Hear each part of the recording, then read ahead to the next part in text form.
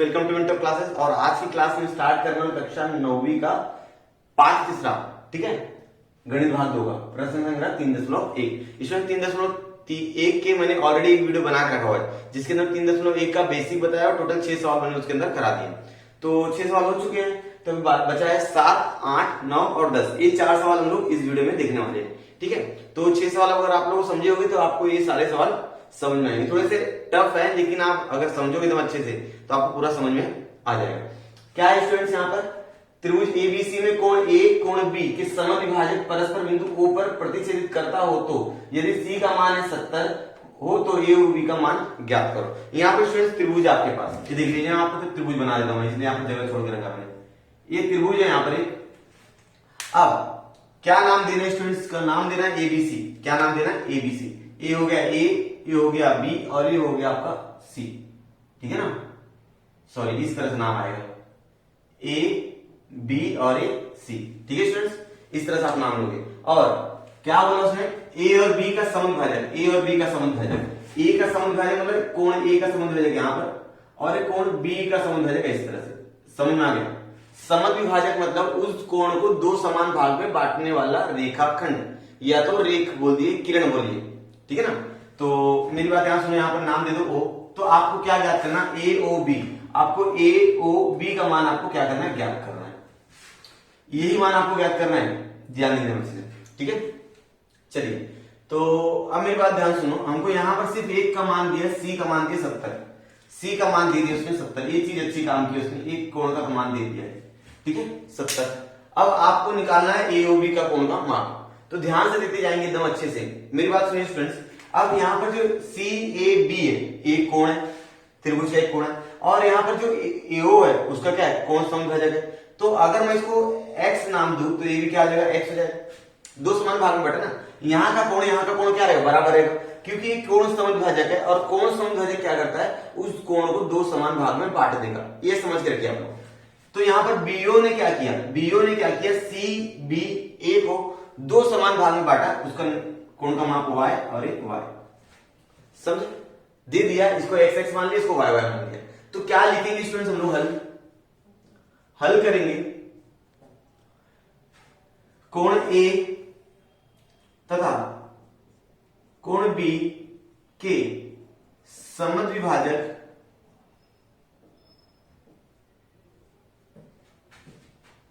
AO और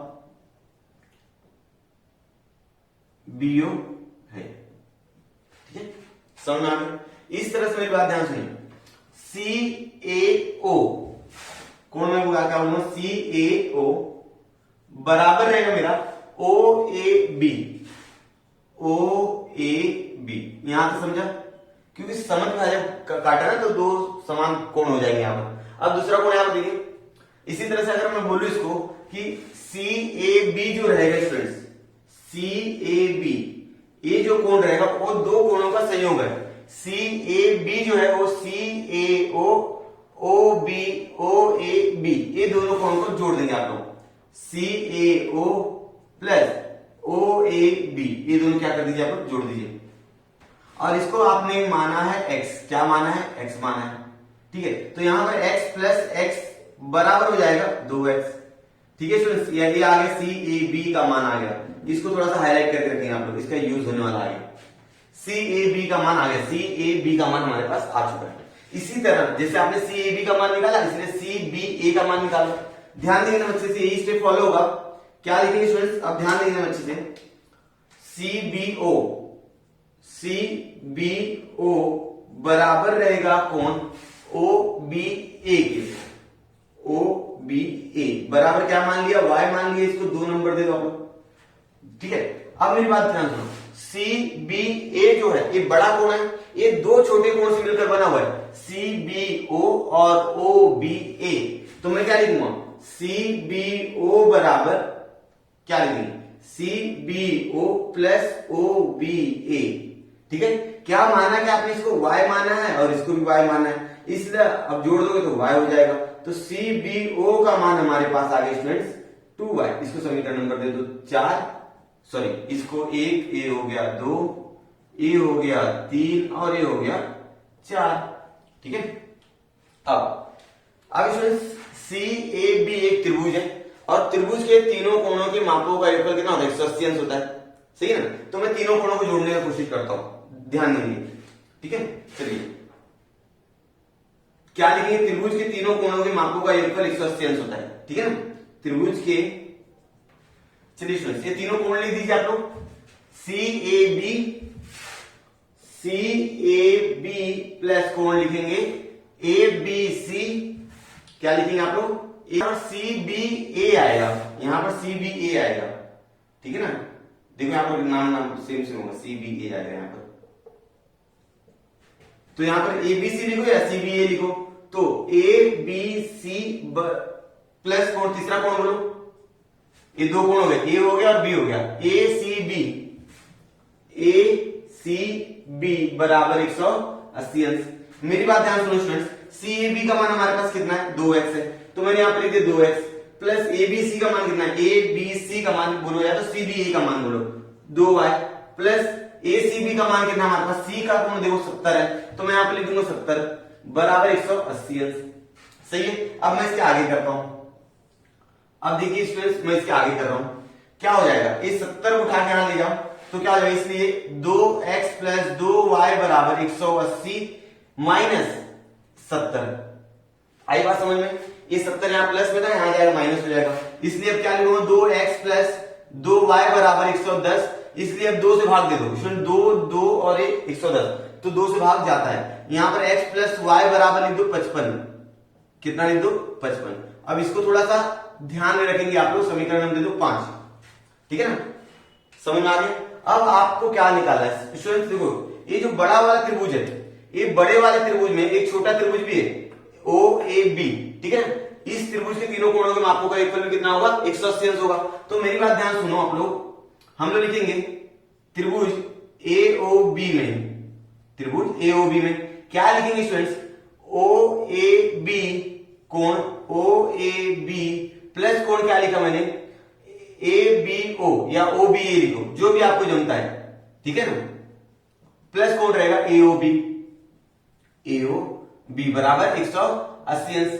त्रिभुज के अंत कोणों का योगफल क्या लिखेंगे? आप लोग देख रहे हैं यही लाइन है, प्रमेय एक ही लिखने का तरीका, दो तरीका है, या तो आप A लाइन लिखो या तो आप A लाइन लिखो, जो भी आपको याद है वो दोनों में से कोई भी लिख सकते हो। अब स्टूडेंट्स OAB का मान मेरे पास है x और ABO का मान मेरे पास है y और AOB का मान मुझे निकालना है, तो मैं क्या लिखूंगा स्टूडेंट्स? बोलिए।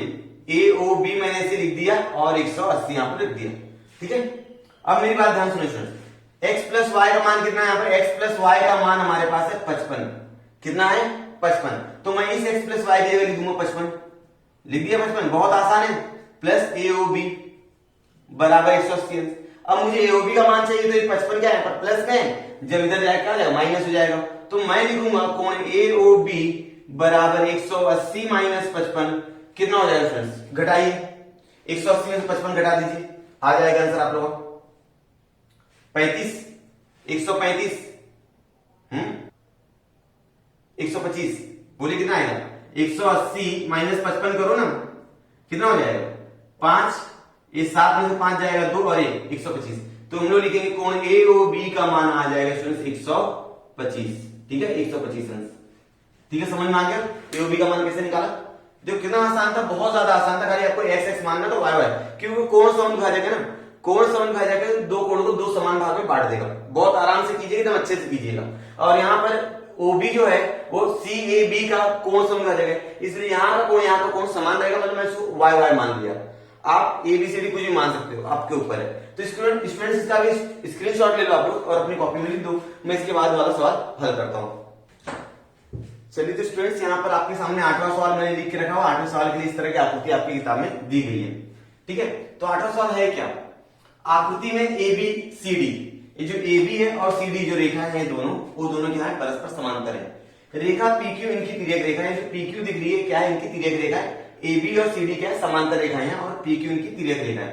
किरण PT, ठीक है ना, एक किरण है, किरण PT और किरण QT, किरण PT और किरण QT कोण BPQ और PQD पी क्यू डी का क्या है इसमें समद्विभाजक। समद्विभाजक मतलब ये दोनों कोणों को क्या करेगा, समान भाग में बांट देगा, बराबर। तो अगर ऐसा हो रहा है तो पी टी क्यू का मान 90 अंश होगा, ये आपको सिद्ध करके बताना है। पी टी क्यू कहां पर, यहां पर है, ये पी टी क्यू क्या आएगा, 90 अंश रहेगा। 90 अंश का चिन्ह इस तरह दर्शाया जाता है, तो आपको सिद्ध करके बताना है। तो पहली चीज यहां पर लिख के स्टूडेंट बोला उसने कि ये जो पीटी है ना, ये पीटी ये बी पी क्यू का समद्विभाजक, क्या बोला मैंने, समद्विभाजक। समद्विभाजक मतलब उस कोण को दो समान भाग में बांटा होगा, ठीक है। तो मान लेते हैं यहां का कोण एक्स है और यहां का कोण क्या है, एक्स है। समद्विभाजक मतलब ये होता है, पिछले वाला सवाल भी आपने देखा। अब ये जो टी क्यू है ये पी क्यू डी को समद्विभाजक है, मतलब यहां पर भी कोण समान रहेगा, वाई वाई, बराबर। सही बात है, यहां तक समझ में आ रहा होगा आपको, ठीक है। अब चूंकि आपको मालूम है कि ए बी और बी सी ये क्या समांतर रेखाएं है, तो यहां का कोण और यहां का कोण अंतः कोण रहेगा, और अंतः कोणों के मापों का योगफल 180 अंश होता है। ये भी क्लियर है आपको, क्लियर है। दूसरा पार्ट, इस पार्ट को समझने के लिए आपको दूसरा पार्ट बहुत अच्छे समझना पड़ेगा। यदि आप लोगों ने दूसरे पार्ट की वीडियोस नहीं देखी है तो आप प्लेलिस्ट में जाके, या तो इस वीडियो डिस्क्रिप्शन में आपको उसकी लिंक मिल जाएगी, आप वहां से जाके देख सकते हो। चलिए स्टूडेंट्स हल करते हैं इसको। सबसे पहले वाली लाइन में लिखूंगा, यहां से लेकर मैं यहां तक की लाइन लिखूंगा, फिर उसके बाद मैं हल करूंगा। हल सबसे पहले वो लाइन लिख रहा हूं,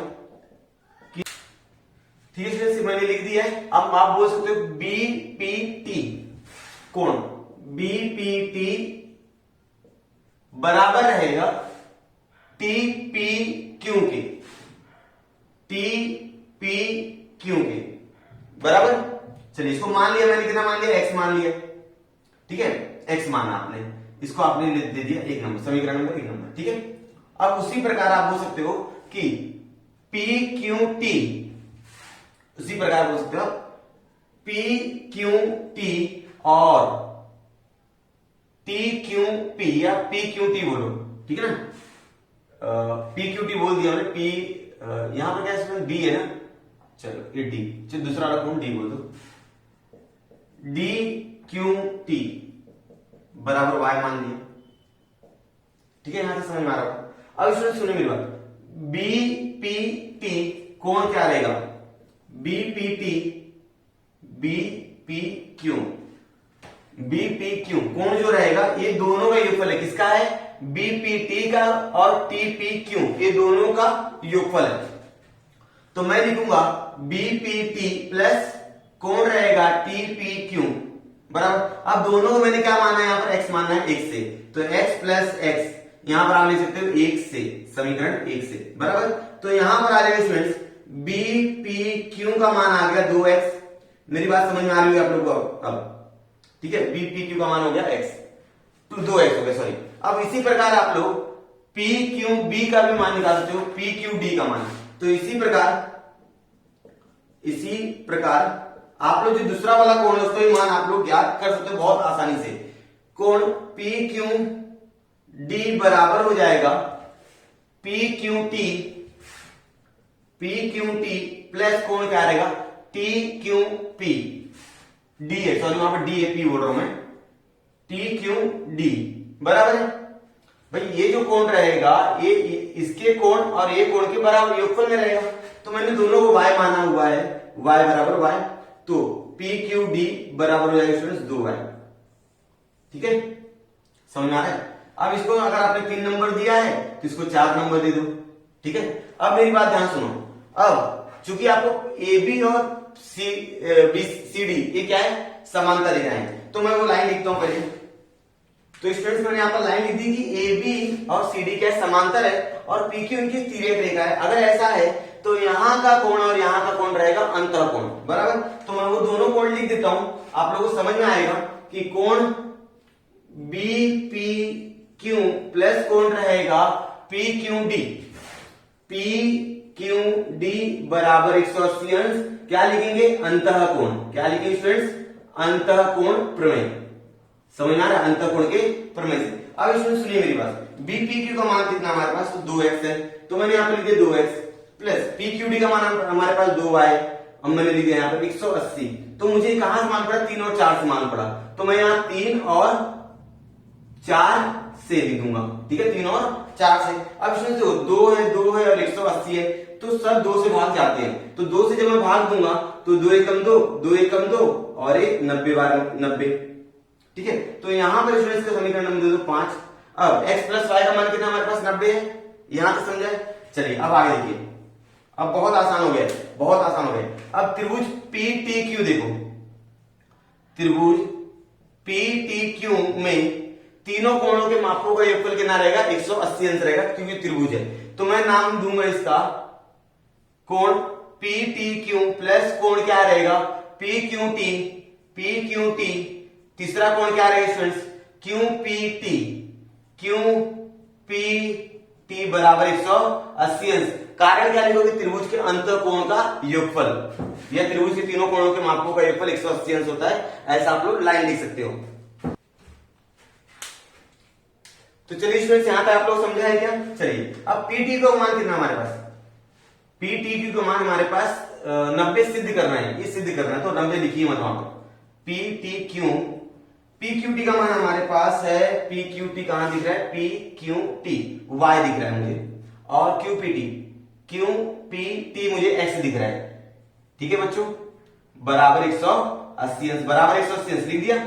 अब x प्लस वाई का मान कितना है स्टूडेंट्स, x प्लस वाई का मान है 90। तो मैं इस x प्लस वाई की जगह 90 लिख सकता हूं क्या, ये सर लिख सकते हो। तो मैं क्या लिखूंगा, PTQ बराबर 180 माइनस 90, क्योंकि इसका मान 90 है, 90 इधर जाएगा माइनस हो जाएगा, तो इसलिए मैं लिखूंगा PTQ बराबर 180 में से 90 जाएगा 90।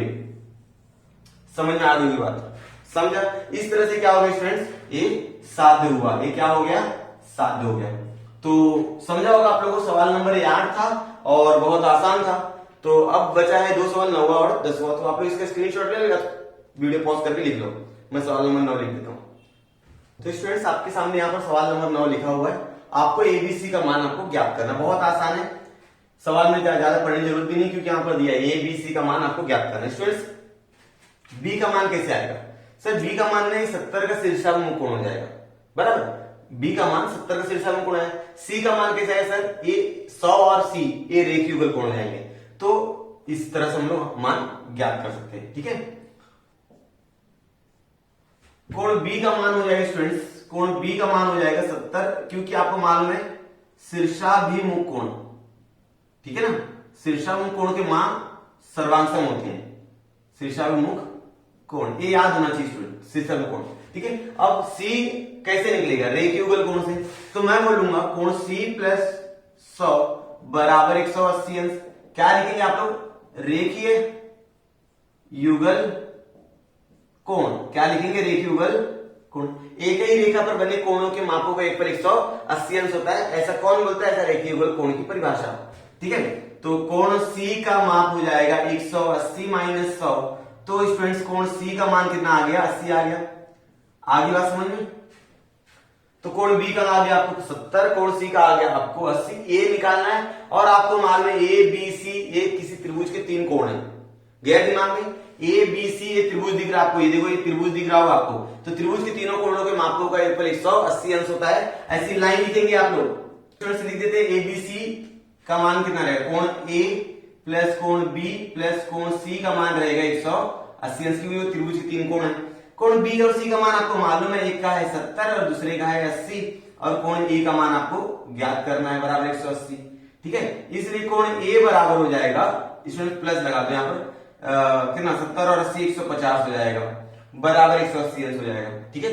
कोण ए का मान कैसे निकालोगे आप लोग, कोण ए बराबर हो जाएगा 180 माइनस 150, सिंपल एकदम, घटा दीजिए। इसलिए कोण ए का मान कितना आ गया 30, 180 में से 150 जाएगा 30। तो इस तरह से आप लोग उत्तर में लिख सकते हो कि कोण ए का मान 30, कोण बी का मान 70 और कोण सी का मान 80 है। समझा। अभी 9वां सवाल हमारा हो गया, बहुत आसान था, सिर्फ एक ही सवाल बचा हुआ है, सवाल नंबर 10, ठीक है। तो इसका स्क्रीनशॉट ले लो आप लोग, मैं सवाल करता हूं 10वां। तो चलिए स्टूडेंट्स, ये आपके प्रश्न संग्रह 3.1 का आखिरी सवाल है। इसके पहले 7, 8, 9 3 सवाल बहुत अच्छे से आपको समझा होगा। 10वें सवाल में थोड़ा सा फोकस कीजिएगा और आपको समझ में आ जाएगा। स्टूडेंट्स यहाँ पर आपकी किताब में यहाँ पर 1/2 लिखना भूल गया है, ठीक है। आपकी किताब में सवाल गलत दिखा है। इसके पहले वाले एक वीडियो मैंने बनाया 3.1 के ऊपर, वहां पर एक जगह मैंने सवाल नंबर 2 में 60 की जगह 65 की जगह 60 लिख के सॉल्व किया है, ठीक है। वहां पर गलती हो गई है, लेकिन सवाल में 60 लिख के मैंने हल किया तो मान सही आया, लेकिन हमारे किताब में 65 लिखा था वहां पर, तो वहां गलती हो जाती है, इंसान हो तो इंसान से थोड़ी बहुत गलतियां होती है। तो आपकी किताब में यहाँ पर 1/2 नहीं लिखा गया है, ठीक है, जब आप किताब में देखो यहाँ पर 1/2 नहीं दिखेगा, तो आप ये मत सोचना सर ने सवाल गलत लगाना है, यहाँ पर 1/2 लगाना है, कि आप 1/2 नहीं लगाओगे तो आपका आंसर आएगा ही नहीं, किसी भी हालत में नहीं आएगा, ठीक है ना। तो चलिए इसको हल करने का प्रयास करते हैं हमको, इसको हल करना हमको, और दो चीज सिद्ध करनी है, एक DEG, कहां पर है DEG जो है वह 1/2 मतलब आधा है, किसका आधा है, EDF का, कहां पर है EDF का आधा है, EDF का क्या है, आधा है, ये पहली चीज आपको सिद्ध करनी है। दूसरी चीज आपको क्या सिद्ध करनी है, EF बराबर FG, कहां पर है EF है यहां पर, FG है यहां पर, ये दोनों आपको बराबर सिद्ध करके दिखाना है, ठीक है, बात बराबर होता है यानी क्योंकि EG जो है वो DEF का कोण समभाजक है, तो मैं क्या लिखूंगा, किरण EG यह कोण DEF का क्या है स्टूडेंट्स, कोण समविभाजक है, क्या है, कोण समविभाजक है, ठीक है। जब कोण समविभाजक है स्टूडेंट्स, तो ये वाला कोण और ये वाला कोण समान रहेगा, DEG क्या होगा स्टूडेंट्स, DEG कोण DEG बराबर रहेगा किसके, GEF के, कोण GEF बराबर x मान लिया हमारा यहां पर क्या है, x है, ठीक है, इस कोण का माप क्या दे दिया, x दे दिया, बराबर। अब सुनिए मेरी बात ध्यान सुनिए आप लोग, और यहां पर देखो स्टूडेंट्स, क्योंकि यहां पर आपको मालूम है कि ये दोनों कोण क्या है, सर्वांग समांतर, DF और ये क्या है, समांतर है, तो मैं क्या बोलूंगा, रेखा, इसको 1 नंबर दे दो, रेखा DE समांतर रेख क्या बोलोगे आप, GF, रेख GF बराबर समांतर है। जब समांतर है तो यहां का कोण, मतलब यहां का कोण, ये कोण के क्या रहेगा, बराबर रहेगा, ठीक है। तो मैं क्या बोल सकता हूं कि कोण, हाँ इतना हो गया, ठीक है ना, और EG क्या है, इसकी तिर्यक रेखा है, आप बोल सकते हो क्या, ये जो EG है ये क्या तिर्यक रेखा है, तो यहां पर आप बोल सकते हो DEF कोण DEF बराबर रहेगा कोण किसके, GFM, कौन सा कोण, संगत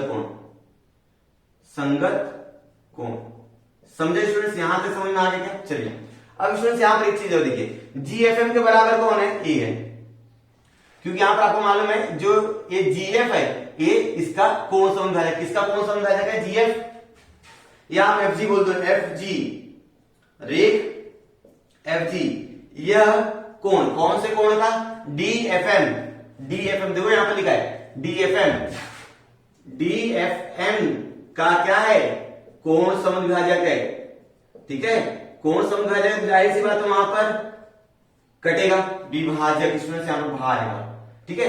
तो मेरी बात ध्यान सुनो, DFG कोण DFG बराबर रहेगा GFM बराबर है, यहां से समझा।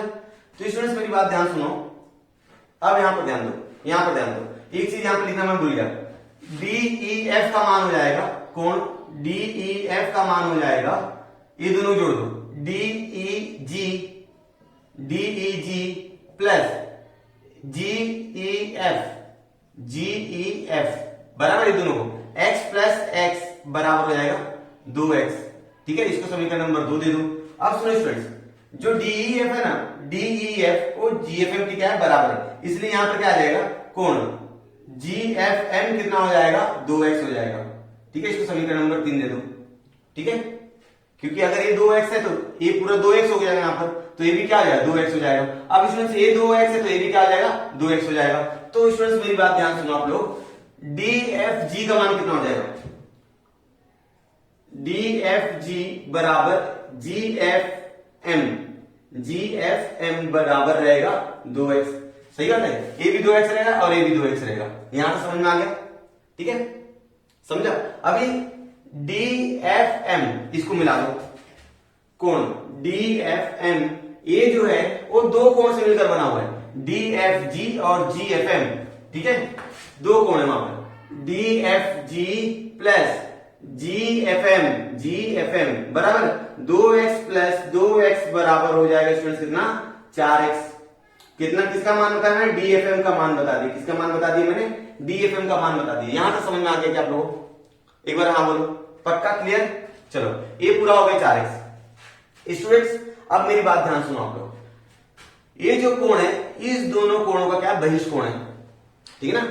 3.1 का जो पार्ट 1 वीडियो बनाया उसके अंदर बताया मैंने, ये जो कोण है ये कोण इसका और इसका बहिष्कोण है, मतलब इन दोनों कोणों के योगफल के बराबर रहेगा ये, ठीक है। चलो करते हैं इसको, उसकी सहायता से हल करेंगे हम लोग। चलो तो स्टूडेंट्स क्या करना आपको,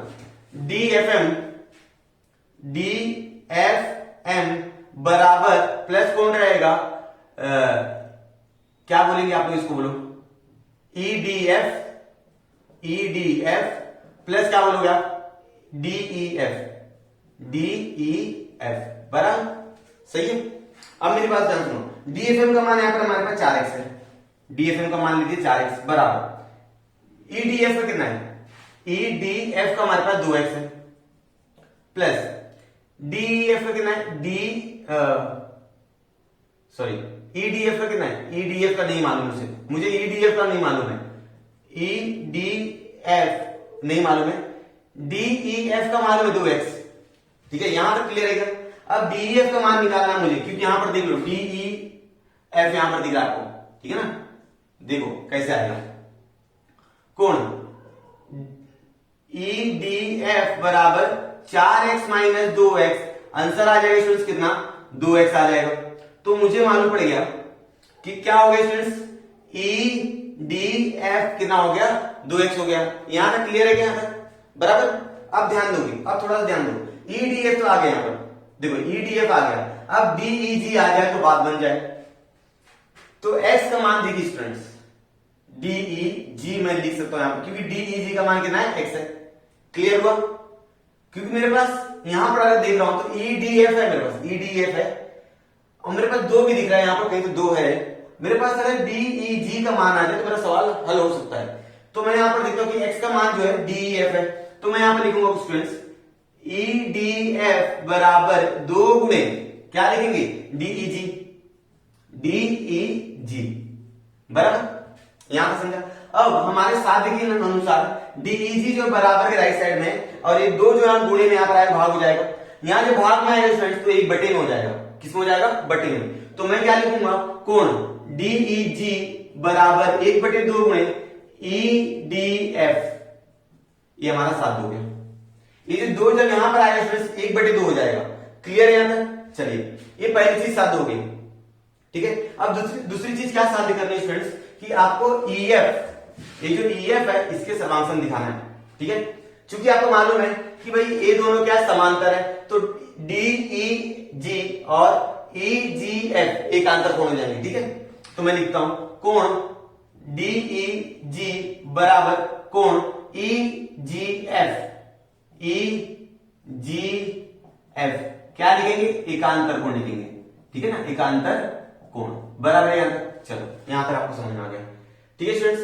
अब मेरी बात ध्यान सुनो आप लोग, इसमें देखो यहां पर DEG, इसकी जगह में मैं GEF लिख सकता हूं, क्योंकि ये दोनों बराबर है ना। यहां पर देखना DEG की जगह मैं GEF लिख सकता हूं मैं, तो मैंने लिख दिया यहां पर GEF, क्या लिख दिया मैंने, GEF बराबर EGF, एक से, कहां से, एक से, ठीक है ना, समझ में आ गया।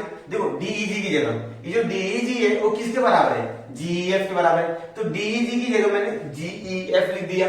क्लियर हुआ यहां तक, समझा। अब देखो ध्यान से स्टूडेंट्स, याला कोण और याला कोण क्या है, सर्वांगसम है, ठीक है। अगर किसी त्रिभुज में 2 कोण सर्वांगसम है, अगर किसी त्रिभुज में 2 कोण सर्वांगसम है, उसे क्या कहा जाता है, समद्विबाहु त्रिभुज कहते हैं, बराबर। और समद्विबाहु त्रिभुज की सर्वांगसम कोण की संलग्न भुजाएं क्या होती है, समान होती है। तो इसलिए मैं बोल सकता हूं कि EF बराबर FG, समद्विबाहु त्रिभुज का प्रमेय, समद्विबाहु त्रिभुज का गुणधर्म, क्योंकि याला कोण और याला कोण बराबर है, इस कोण से लगा याली भुजा, इस कोण से लगी याली भुजा, दोनों क्या रहेगी, बराबर रहेगी। इसको आपने सिद्ध करके बता दी, समद्विबाहु त्रिभुज का एक गुणधर्म है। आगे आ जाएगा, आपको सीख लीजिएगा, समद्विबाहु त्रिभुज का गुणधर्म आगे आने वाला है। ठीक है स्टूडेंट्स, तो स्टूडेंट्स अगर तुलना करें 7, 8, 9, 10 में, तो 10वां सवाल थोड़ा सा टफ था, लेकिन अगर आप 2 प्रैक्टिस करोगे, 2 बार प्रैक्टिस करोगे वीडियो देख के, तो डेफिनेटली आपको समझ में आ जाएगा। तो ठीक है स्टूडेंट, तो यहां पे आपको समझ में आया होगा, उम्मीद है आप लोगों को पूरा वीडियो समझ में आया होगा। यदि आपको वीडियो समझ में आया स्टूडेंट्स, तो वीडियो को लाइक कीजिए, अपने दोस्तों के साथ शेयर कीजिए, और चैनल को अभी तक आपने सब्सक्राइब नहीं किया तो प्लीज चैनल को सब्सक्राइब कर दीजिए। हम लोग मिलते हैं नेक्स्ट वीडियो में 3.2 के साथ, तब तक के लिए धन्यवाद।